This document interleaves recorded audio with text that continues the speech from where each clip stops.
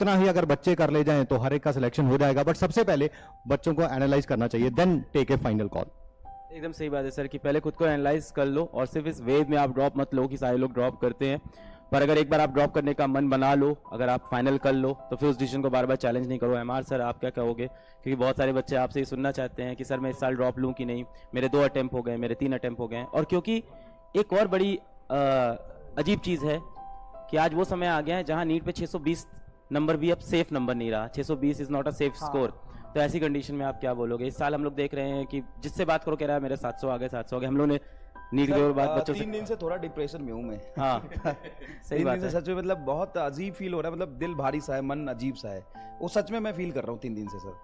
उसका रीज़न कहीं ना कहीं एक बार को बच्चा, बहुत सारे ऐसे बच्चे हैं जो कह रहे हैं 715 आए हैं, 700 आए हैं, 705 आए हैं लक्ष्य और यकीन से, लेकिन पैरेलली उनसे कहीं ना कहीं 10 गुना ज़्यादा बच्चा, 10 टाइम्स ज़्यादा बच्चा ये कह रहा है कि सर मेरा सिलेक्शन नहीं हुआ, 580 आ रहे हैं, 590 आ रहे हैं, 600 आ रहे हैं, 3rd ड्रॉप था, 2nd ड्रॉप था, 4th ड्रॉप था, फैमिली कंडीशन अच्छी नहीं है, इन नंबर ऑफ चैलेंजेस और प्रॉब्लम बता रहे हैं। मैं कहीं गया था, बिहार में था कल में, एक बच्चा मुजफ्फरनगर से आया और वो कह रहा है सर 3rd ड्रॉप था मेरा और 606 नंबर आ रहे हैं। मैंने बोला बहुत अच्छे नंबर है। तो मेरे मतलब इतना फ्रस्ट्रेशन में था फैमिली कंडीशंस की वजह से और अपने प्रिपरेशन के स्ट्रगल की वजह से, वो मतलब इरिटेट होकर मैं से कह रहा क्या करूं मैं, बताओ क्या करूं, 600 नंबर का, 606 नंबर का बताओ ना, मैं क्या करूं, मेरा सिलेक्शन तो नहीं हुआ, मैंने सब कुछ सेक्रीफाइस किया था, मतलब सब कुछ छोड़ दिया, मैं क्या करूं बताओ। तो मतलब बड़ा अजीब लगा ये बात। मैंने उसको ये समझाया कि 606 नंबर तेरे आए हैं, तो हाँ मतलब ये 25 लाख बच्चों में से आपके जो रैंक होंगे शायद 35,000 के आसपास होंगे आई गेस, तो मतलब आप 24,50,000 बच्चों से ऊपर हो। आप लाइफ में कुछ भी करोगे ना इसके अलावा तो आप सबसे आगे खड़े होगे और लाइफ में बहुत अच्छा कर लोगे। एक रेस्टोरेंट था यकीन 2.0 का लास्ट ईयर, जिसके मार्क्स से 604, अभी बात हो रही थी मेरी, वो कहाँ है, और उसके क्लैट में इस बार AIR 78 आया है। पिछली बार वो अपने यकीन 2.0 का था और इस बार उसके नीट में 660 भी आए हैं। उसके नीट में 660 नंबर आए इस बार और क्लैट में AIR 78 आया है। तो मैंने उससे पूछा क्या करना है अब, तो उसने क्लैट ही करूंगा सर, अब नहीं करना नीट वेट। तो मैं थोड़ा बहुत कंट्रोवर्शियल स्टेटमेंट बोलने जा रहा हूँ, आई एम सॉरी सभी लोगों को। स्टेटमेंट नहीं है, कुछ खास बात नहीं है सर। हम लोग सुनना चाह रहे हैं क्या है वो।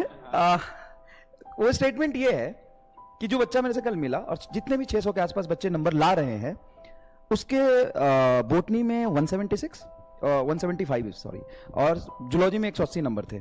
मैं इंडिया के फिजिक्स में भी मैं बोल रहा हूँ, फिजिक्स में, बोटनी में, जूलॉजी में शायद मुझे भी बिठा दो, इंडिया के 70% टीचर्स के इतने नंबर नहीं आएंगे 180 आउट ऑफ 180। सही बात नहीं आएंगे। और आप अगर लेके आए हो तो आप आम इंसान नहीं हो। चाहे आप 600 नंबर सारे सब्जेक्ट में आप इतना अच्छा परफॉर्म कर रहे हो तो आप आम इंसान नहीं हो, आप बहुत ऊपर की चीज हो।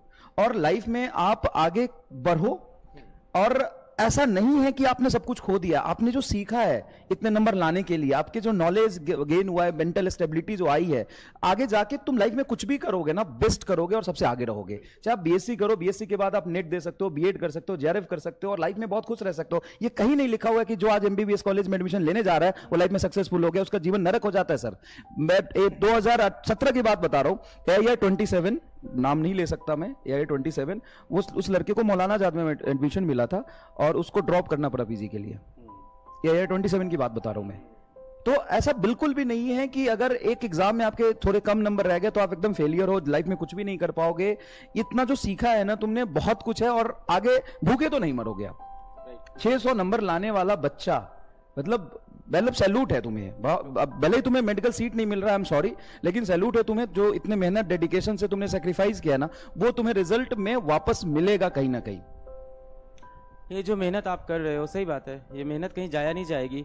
स्कोर भी आपका सही है। ये बात अलग है कि बाकी बच्चों ने शायद आपसे ज्यादा स्कोर कर दिया, हो सकता हो सर दिन पे डिपेंड करता है, थोड़ा दिन पे भी डिपेंड करता है। हाँ, 20-30 नंबर ऊपर 20-30 नंबर, 40-50 नंबर ऊपर नीचे। कितनी बार हमारे मॉक टेस्ट में हम लोग देखते हैं एक बच्चा 650 ला रहा है, अगले भी 600 लाया। तो ये तो डे भी होता है, कई बार 50-50 नंबर ऊपर नीचे हो जाता है। पर मेरा यही है कि मूव ऑन करना भी सीखो आप लाइफ में। आप मूव ऑन करना आपको शायद कोई सिखा ही नहीं रहा है कि यहाँ से आगे भी निकलना है आपको। तो मैं बहुत ज़्यादा इंकरेज नहीं करता हूँ कि आप ड्रॉप पे ड्रॉप लेते जाओ, क्योंकि उसके बाद भी ये मेडिकल जर्नी बहुत लंबी है। ये भी मैं खुद भी एज अ कंट्रोवर्शियल स्टेटमेंट बोल रहा हूँ, as a founder of this edtech company मैं आपको खुद ये बोल रहा हूँ कि आप बहुत सारे ड्रॉप लेने के चक्कर में मत रहो। बट हाँ, इसके बाद कोई रूल नहीं है, हो सकता हो इस बार आप लो, आपका निकल जाए, तो मैं ये भी कमेंट नहीं कर सकता हूँ कि मत ही लो। बट मेरे कहने का मतलब है मूव ऑन करना सीखो। जैसा कि सर भी बता रहे हैं कि क्लैट हो गया, मतलब लॉ की अपॉर्चुनिटी हो गई आपके पास, हिस्ट्री या बीए की अपॉर्चुनिटी हो गई, यूपीएससी की अपॉर्चुनिटी हो गई, स्किल्स की अपॉर्चुनिटी हो गई, टेक की अपॉर्चुनिटी हो गई, आपके पास जर्नलिज्म की अपॉर्चुनिटी हो गई। इतनी सारी अपॉर्चुनिटीज है ना इस नए इंडिया में।